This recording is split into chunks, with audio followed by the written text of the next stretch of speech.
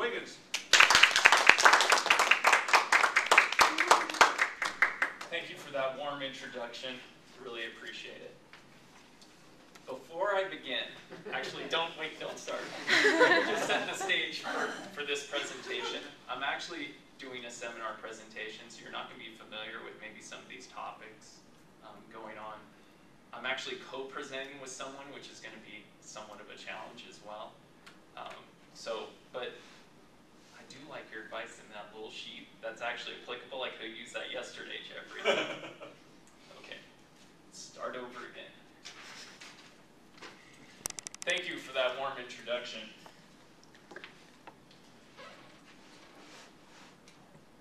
Picture yourself at work 6 years ago, stressed out because you just found out all the employees that used to do your survey are going to be gone when that survey is due. That's the position I was in. Looking exactly like that gentleman right there. Today I'm here to talk about how we combined our leak and atmospheric corrosion surveys together. Not because we wanted to, but because we had to. We're going to go through a little background, regulations, plan, some of the economics, and the procedures, training that we did with folks. And at the very end, we'll do some Q&A, and I'll be doing that with the other person who's going to also be presenting on the same topic. It'll be bounded, if you will. In 2012, NV Energy began deploying smart modules on all their gas meters. What did that mean? The folks that normally went out and did our atmospheric corrosion survey, their jobs were being moved out, if you would. And I have a survey that I needed to do every 3 years, and no one to do this survey. It was due in 2014. So what did we do? We did a bridging project where we just hired a contractor to run out and do this survey for us.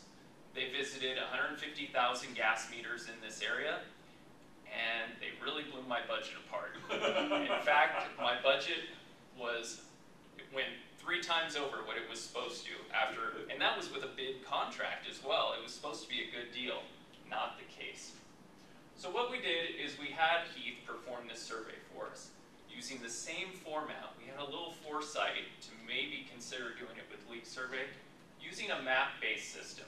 Here's an example of our leak survey, or our atmospheric corrosion survey, and also our leak survey. Similar process, and we can also track if we'd use this map-based type system. The old system, many of you other companies here may have used an address-based system.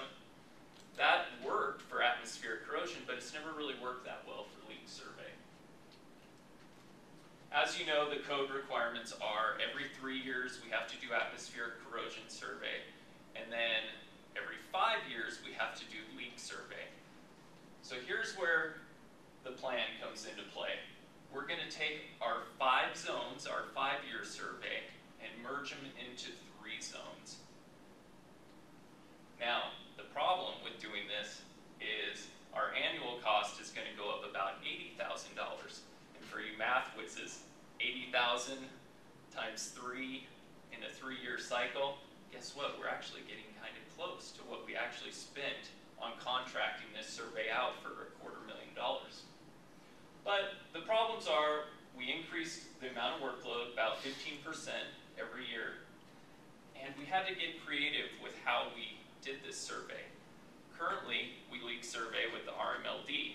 That we can leak survey for about 100 feet.